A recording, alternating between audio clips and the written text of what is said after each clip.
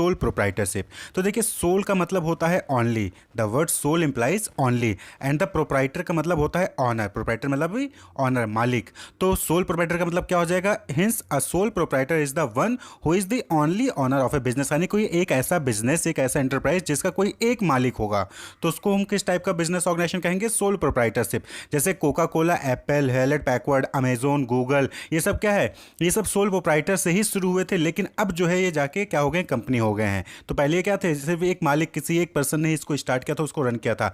तो आप अपने मार्केट में बाहर निकलिए तो आप बहुत सारे ग्रॉसरी आइटम्स देखेंगे, ग्रॉसरी शॉप्स देखेंगे, किराना स्टोर देखेंगे, ठेले वाले देखेंगे, तो वो सब क्या है? अपने मालिक हैं, वो खुद ही उस दुकान के मालिक होते हैं और वो पूरा बिजनेस रन कर रहे होते हैं। जो भी प्रॉफिट आता है पूरा उनका होता है। तो इस टाइप के जो ऑर्गेनाइजेशन होते हैं जिसका कोई एक मालिक होता है और वही सारा कुछ मैनेज करता है, तो उसी को हम क्या कहते हैं? सोल प्रोप्राइटरशिप कहते हैं। तो a form of business organisation which is owned, managed and controlled by an individual who is the recipient of all profit and the bearer of all risk, यानी कि उस बिजनेस को रन करने के लिए जो भी प्रॉफिट आएगा और जो भी खर्चा होगा, जो भी रिस्क होगा, सभी वो इंडिविजुअल ही जो है उसको मैनेज करेगा और उस बिजनेस को चलाएगा, उस बिजनेस को ऑन करेगा, उस बिजनेस को कंट्रोल करेगा। तो इस टाइप के बिजनेस को हम क्या कहते हैं? सोल प्रोप्राइटरशिप, जो कि आपके आसपास की दुकानों में तकरीबन यही होता है।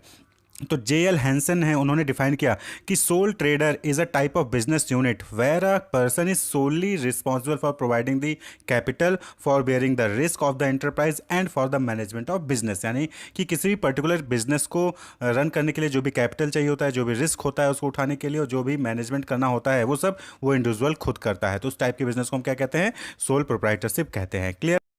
इसी तरीके से एल.एच. हैनी ने डिफाइन किया है, the individual proprietorship is the form of business organization at the head of which stands an individual as one who is responsible, who direct its operation and who alone runs the risk of failure. यानी कि L. H Haney according individual proprietorship यानी sole proprietorship का मतलब क्या हो गया कि एक ऐसा फॉर्म ऑफ बिजनेस ऑर्गेनाइजेशन, एक ऐसा बिजनेस ऑर्गेनाइजेशन का टाइप जहां पर जिस बिजनेस ऑर्गेनाइजेशन का हेड जो है वो एक ऐसा इंडिविजुअल होता है जो कि वो कंप्लीटली रिस्पॉन्सिबल होता है, पूरे ऑपरेशन के लिए वो रिस्पॉन्सिबल होता है कि बिजनेस में क्या काम किया जाएगा, कैसे किया जाएगा, और अगर वो बिजनेस फेल हो जाता है तो उसका पूरा का पूरा रिस्क वो सब इंडिविजुअल के ऊपर, उस एक इंडिविजुअल के ऊपर होता है। तो ये एल.एच. हैनी ने इसको डिफाइन किया है सोल प्रोप्राइटरशिप को। क्लियर? तो सोल प्रोप्राइटरशिप किसी भी फॉर्म में हो सकता है, जैसे कि किसी ने ब्यूटी पार्लर खोल लिया, सैलून खोल लिया, या फिर जो रिटेल शॉप जो छोटे छोटे आपकी लोकेलिटी में ओपन होते हैं, ये सब सोल प्रोप्राइटर के ही एग्जाम्पल हैं। क्लियर?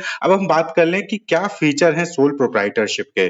फीचर्स, कैरेक्टरिस्टिक्स क्या है? तो सबसे पहला और सबसे important characteristics is information and closure, यानी कि सोल प्रोप्राइटरशिप को खोलने के लिए और उसको बंद करने के लिए कोई भी लीगल फॉर्मेलिटीज आपको वहां पर नहीं करनी पड़ती हैं। हाँ, कुछ प्रोडक्ट ऐसे हैं जिसके लिए गवर्नमेंट से लाइसेंस लेना होता है, उसमें आपको फॉर्मेलिटीज करनी पड़ेंगी, लेकिन मैक्सिमम टाइप ऑफ प्रोडक्ट के लिए आपको जो है वहां पर लाइसेंस लेने की जरूरत नहीं पड़ती है। There is no separate law that governs sole proprietorship. Sole proprietorship को गवर्न करने के लिए, रूल करने के लिए, रेगुलेट करने के लिए कोई अलग से लॉ अभी तक नहीं है। No any legal formalities are required to start a sole proprietary business, तो in some cases one may require a license. जैसे कि आपको किराना स्टोर खोलना है तो आप अपनी लोकेलिटी में जहां पे भी आपके पास एरिया है वहां पे आप अपना किराना स्टोर ओपन कर सकते हैं। वहां उस पे उसके लिए आपको कहीं पे गवर्नमेंट से कोई रूल या रेगुलेशन, कोई लॉ नहीं फॉलो करना है, कोई रजिस्ट्रेशन या फिर कोई लाइसेंस आपको वहां पर लेने की जरूरत नहीं पड़ती है। लेकिन हाँ, जैसे लिक्विड शॉप अगर खोलना हो तो वहां पर लाइसेंस आपको लेना पड़ता है गवर्नमेंट से। क्लियर? वो गवर्नमेंट का ही प्रोसेस, तो गवर्नमेंट के जरिए ही वो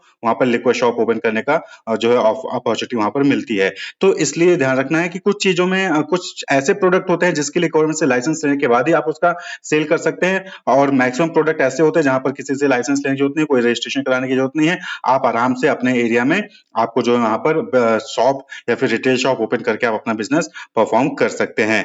closure of the business can also be done easily, thus there is ease in formation as well as closure of business. और आराम से जब भी आपको लगे कि नहीं अब मुझे अपना काम जो है बंद कर देना है, आप अपना बिजनेस बंद कर सकते हैं, अपना शॉप बंद करके आप अपना कोई और काम कर सकते हैं, फिर आराम कर सकते हैं।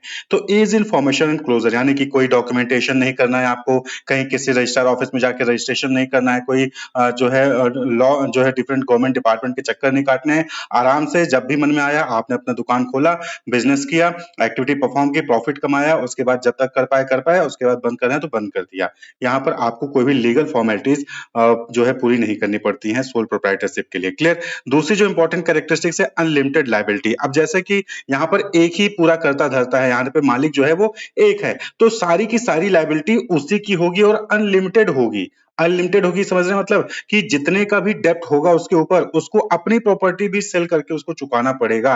क्लियर? तो यहाँ पर जो है अनलिमिटेड लायबिलिटी होती है। Sole proprietor have unlimited liability means the owner is personally responsible for payment of debts in case the assets of the business are not sufficient to meet all the debts. अब suppose करें कि किसी ने जो है एक cyber cafe खोला, वहां पर लैपटॉप्स जो है डेस्कटॉप रखे, टेबल चेयर मंगाया और रेंट जो है वो रेंट पे जो है उसने एरिया ले लिया है। अब उसने जो है इसको उधार पे लिया था, यानी कि जो लैपटॉप और टेबल है उसको उधार पे जो है बैंक से लोन लेकर लिया था। अब जब लोन सपोज करें कि वो लोन नहीं चुका पाता है, तो ऐसे केस में उसके सारे एसेट्स को सेल करके लोन को रिपे किया जाएगा। और अगर उसके एसेट्स को सेल करके लोन कंप्लीट नहीं होता है, तो इस केस में जो उसकी पर्सनल एसेट होगी, सपोज करें कि उसके पास एक कार थी, तो उसकी कार को बेच के जो है उसके लोन को रिपे किया जाएगा। तो अनलिमिटेड लायबिलिटी होती है सोल प्रोप्राइटर में। क्लियर? अगर आपने यानी किसी पर्सन ने बिजनेस जो है सोल प्रोप्राइटरशिप ओपन किया है और वो जो है अपना बिजनेस एक्टिविटी परफॉर्म कर रहा है, उसमें अगर उसका कोई डेप्ट होगा तो उसके बिजनेस के एसेट्स को बेचा जाएगा, और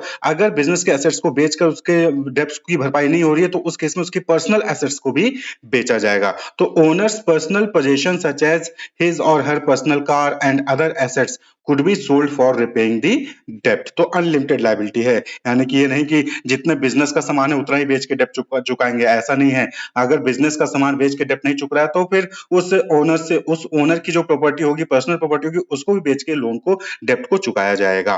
clear? Sole risk bearer and profit recipient, ये एक इंपॉर्टेंट मेरिट्स आप इसको कह सकते हैं कि यहाँ पर क्या होता है कि पूरा का पूरा जो है रिस्क किसके ऊपर होगा, उस एक इंडिविजुअल के एक पर्सन के ऊपर होगा। लेकिन साथ ही साथ अगर कंपनी जो है अच्छे से प्रॉफिट अर्न कर रही होगी तो पूरा का पूरा प्रॉफिट भी सिर्फ उसी का होगा, किसी और के साथ उसको शेयर करने की जरूरत नहीं है। So the risk of failure of business is borne all alone by the sole proprietor। अगर कोई रिस्क होगा, अगर कोई कम बिजनेस बंद हो जाता है, बिजनेस में प्रॉफिट नहीं होता है, तो उस केस में पूरा रिस्क वो सोल प्रोप्राइटर का ही होगा, उससे एक सिंगल ओनर का ही होगा, इंडिविजुअल का होगा। लेकिन अगर जो है बिजनेस सक्सेसफुल हो जाता है तो the proprietor enjoys all the benefit, सारा का सारा प्रॉफिट उसका होगा। तो sole proprietor receives all the business profit which become a direct reward for his risk bearing. और ये क्या है, उसने रिस्क लेके बिजनेस को रन किया है और जब बिजनेस सक्सेसफुल हो जाता है तो इसलिए उसको जो है पूरा का पूरा प्रॉफिट उसी को मिल रहा है, क्योंकि रिस्क भी उसने अकेले उठाया था, इसलिए पूरा का पूरा प्रॉफिट भी उसको अकेले मिल रहा है। क्लियर? तो ये जो है एक इंपॉर्टेंट फीचर हो गया कि sole risk bearer and profit recipient, यानी कि सोल प्रोप्राइटर में अकेला इंडिविजुअल ही पूरा रिस्क उठाएगा और पूरा प्रॉफिट जो होगा वो भी उसी का ही होगा। सबसे इंपॉर्टेंट कैरेक्टरिस्टिक्स फुल कंट्रोल, यहां पर किसी से कुछ भी पूछने की जरूरत नहीं है, पूरा का पूरा डिसीजन मेकिंग कैपेसिटी जो है वो उस सोल प्रोप्राइटर यानी कि उस इंडिविजुअल के हाथ में होता है। The right to run the business and make all decision lies absolutely with the sole proprietor. तो जो सोल प्रोप्राइटर, जो इंडिविजुअल है, जो पर्सन जिसने अपना बिजनेस रन कर रहा है, उसके हाथ में पूरा डिसीजन मेकिंग कैपेसिटी होती है, उसको किसी से पूछने की जरूरत नहीं है कोई भी चीज फाइनलाइज करने से पहले। ठीक है? तो ये फुल कंट्रोल होता है सोल प्रोप्राइटर में। Sole proprietor can carry out his plans without any interference from other, बिना किसी के इंटरफेरेंस के, बिना किसी के रोक टोक के वो अपना बिजनेस आसानी से अपने हिसाब से वो चला सकता है, क्योंकि पूरा का पूरा मालिकाना हक उसी का है, वो उसमें किसी और का शेयर है ही नहीं। क्लियर? नेक्स्ट इंपॉर्टेंट फीचर है नो सेपरेट एंटिटी। जैसा कि सोल प्रोप्राइटर है, तो यहाँ पर जो वो बिजनेस रन कर रहा है उस बिजनेस की सोल प्रोप्राइटर से अलग एंटिटी नहीं है, उस बिजनेस को सोल प्रोप्राइटर ही माना जाएगा। ये कहते हैं ना कि उनका बिजनेस है। क्लियर? उस बिजनेस को अलग नहीं, जैसे कंपनी में क्या होता है कि हम कंपनी का अलग एंटिटी कहते हैं और कंपनी के जो ओनर हैं या फिर जो कंपनी के बोर्ड ऑफ डायरेक्टर उनको अलग माना जाता है। कंपनी एक अलग एंटिटी मानी जाती है, एक अलग जो है, एक तरीके से समझिए कि वो एक अलग इंसान समझा जाता है।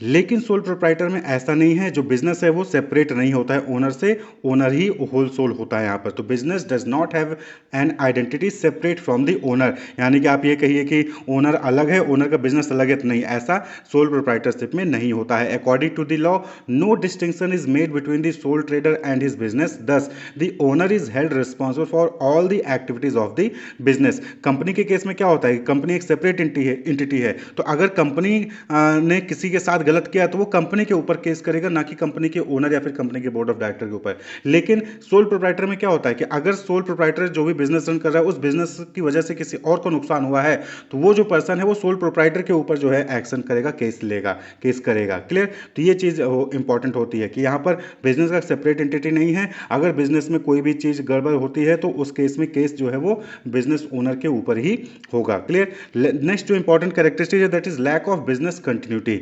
यहाँ पर एक इंपॉर्टेंट चीज़ है कि जो बिजनेस रन कर रहा है, अगर वो जो है उसकी सपोज करें कि डेथ हो जाती है, वो पागल हो जाता है, उसको जेल हो जाती है या फिर वो बैंकरप्ट हो जाता है, तो इस केस में इसका सीधा और गलत इफेक्ट जो है पड़ेगा उसके बिजनेस पे। Clear? The sole proprietorship business is owned and control by one person. जैसा कि आपको होता है कि जो सोल प्रोप्राइटरशिप बिजनेस है वो एक ही पर्सन द्वारा कंट्रोल किया जाता है और ओन किया जाता है।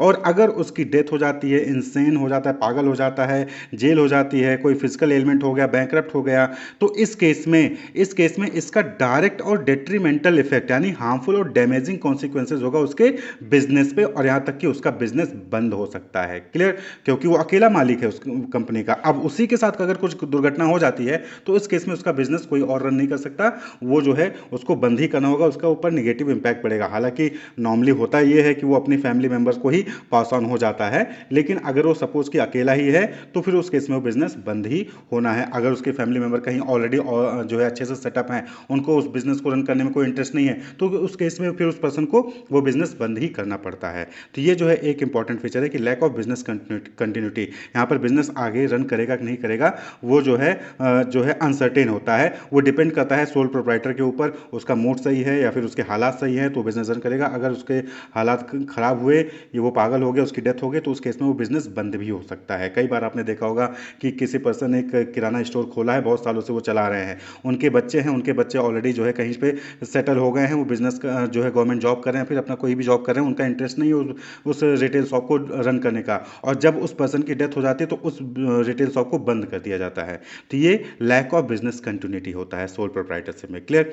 अब बात कर ले मेरिट्स की, बेनिफिट क्या है अगर कोई पर्सन सोल प्रोप्राइटरशिप स्टार्ट करता है, सोल प्रोप्राइटर बिजनेस स्टार्ट करता है, तो इसके बेनिफिट क्या है, फायदे क्या है? तो सबसे important benefit quick decision making, यानी कि यहाँ पर वो बिना किसी रोक टोक के, बिना किसी दूसरे के इंटरफेरेंस के वो जल्दी से अपना कोई भी डिसीजन मेकिंग कर सकता है। The decision making is prompt because there is no need to consult other. यहाँ पे किसी और से सलाह मशवरा करने की जरूरत नहीं है, उसको जो भी सही लगेगा वो तुरंत जो है डिसीजन लेकर वो अपना काम को आगे बढ़ा सकता है। कॉन्फिडेंशियलिटी ऑफ इंफॉर्मेशन, सबसे इंपॉर्टेंट चीज कि यहां पर जो बिजनेस रन करने के लिए जो भी इंफॉर्मेशन है, जो भी सीक्रेट इंफॉर्मेशन है, उसको किसी के साथ शेयर करने की जरूरत ही नहीं है। वो अकेला मालिक है, वो जो चाहे जैसा चाहे जो इंफॉर्मेशन चाहे शेयर कर सकता है, जो इंफॉर्मेशन चाहे वो शेयर ना भी करे, कोई दिक्कत नहीं है। उसको किसी और के साथ अपने बिजनेस की सीक्रेट चीजों को डिस्कस करने की जरूरत नहीं है। Sole decision making authority enables the proprietor to keep all the information related to business operation confidential and maintain secrecy. A sole trader is also not bound by law to publish firm's account. और जैसे company के case में क्या होता है कि company के case में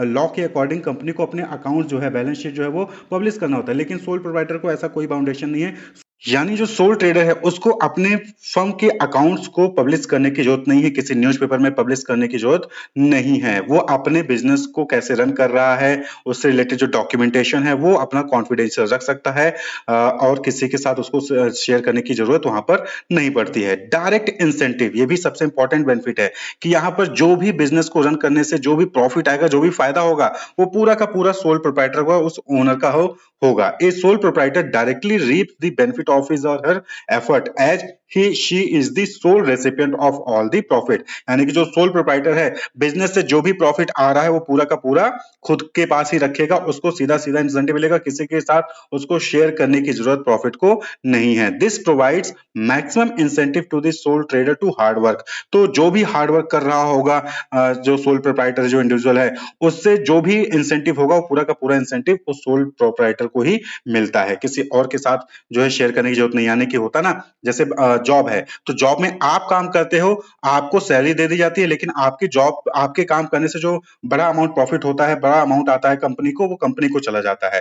तो यहाँ पर कहीं ना कहीं आपके अंदर जो जॉब करते हैं उनके अंदर ये चीज होती है, डिससेटिस्फैक्शन होता है इस चीज को लेकर कि मेहनत हम करें और कमा कोई और रहा है, तो ये चीज होती है। लेकिन सोल प्रोप्राइटरशिप में ऐसा नहीं होता है, यहाँ पर आप मेहनत करोगे और आप ही कमाओगे। क्लियर? इसी तरीके से नेक्स्ट मेरिट है सेंस ऑफ अकम्प्लिशमेंट। भाई सेंस ऑफ अकम्प्लिशमेंट मतलब क्या होता है कि यहाँ पर आपके अंदर एक फीलिंग आएगा सेटिस्फैक्शन का, प्राइड आएगा आपके अंदर कि हाँ आपका खुद का बिजनेस है, आप खुद के मालिक हो, आप किसी और के लिए काम नहीं कर रहे हो और आप मेहनत करके चैलेंजिंग टास्क को जो है परफॉर्म करके आपने जो है अपने गोल को अचीव किया, आप एक अपना बिजनेस खुद जो है वहां पर रन कर रहे हो। तो there is a personal satisfaction involve in working for oneself. Clear? यहाँ पर वो खुद के लिए काम कर रहा है, किसी और के लिए काम नहीं कर रहा है, तो उसके अंदर सेटिस्फैक्शन, उसके अंदर प्राइड वाली फील आएगा। और सबसे इंपॉर्टेंट चीज क्या होती है कि आपका खुद का बिजनेस होता है, आप जब चाहे बंद करके जा सकते हैं, कहीं लंबी छुट्टी पे चले गए। जॉब में क्या होता है कि जॉब में आपको पहले लीव एप्लीकेशन दीजिए, सैंक्शन हुआ कि नहीं हुआ, बहुत सारे जहां तामझाम होते हैं, बॉस से परमिशन लेना, बहुत सारी चीजें होती हैं। यहाँ पे आप खुद के बॉस हो,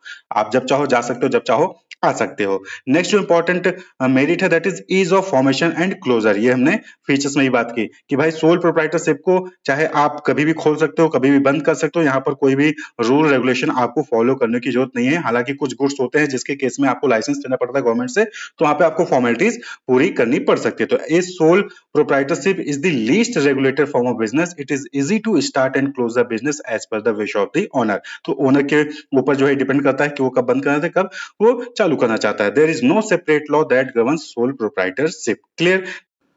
अब बात कर लें कि सोल प्रोप्राइटरशिप की लिमिटेशंस क्या हैं, डिमेरिट्स क्या हैं। कुछ ना कुछ तो इसमें कमियां भी होंगी ना, कि ये सारी अच्छाइयां हैं, ऐसा नहीं है। सोल प्रोप्राइटरशिप में कुछ कमियां ही हैं, जैसे कि पहला लिमिटेड रिसोर्सेज। अब यहाँ पर क्या है, सोल प्रोप्राइटरशिप में एक इंडिविजुअल होता है, वही जो है इस बिजनेस को रन करता है, उसी वही बिजनेस को स्टार्ट करता है। तो अब वो एक इंडिविजुअल है, वो उसके पास जो भी पर्सनल सेविंग होगी, पर्सनल बोरोइंग्स होंगी, उसी का इस्तेमाल करके वो अपने बिजनेस को स्टार्ट करता है। तो ऐसे केस में उसका बिजनेस जो है वो छोटे लेवल पे ही स्टार्ट हो पाता है। भाई जब 10 लोग मिलकर जो है पैसा लगाएंगे तो बड़ा बिजनेस स्टार्ट होगा, अकेले ही पैसा लगाएगा तो वो छोटा ही बिजनेस स्टार्ट होता है। तो साइज ऑफ बिजनेस जो है वो रेयरली जो है ग्रो करता है और हमेशा स्मॉल ही रहता है। Clear? Resources of sole proprietor are limited to his or her personal saving and borrowings from other. तो सोल प्रोप्राइटर है, या तो बैंक से जाके थोड़ा बहुत अमाउंट ले लेगा, जो भी उसके पास कागज होंगे गिरवी रख के जो है बोरोइंग्स ले सकता है, या फिर अपनी पर्सनल सेविंग उसके पास जो होंगी उसका यूज करके जो है अपने बिजनेस को स्टार्ट कर सकता है। तो ऐसे केस में बिजनेस जो है छोटे लेवल पे ही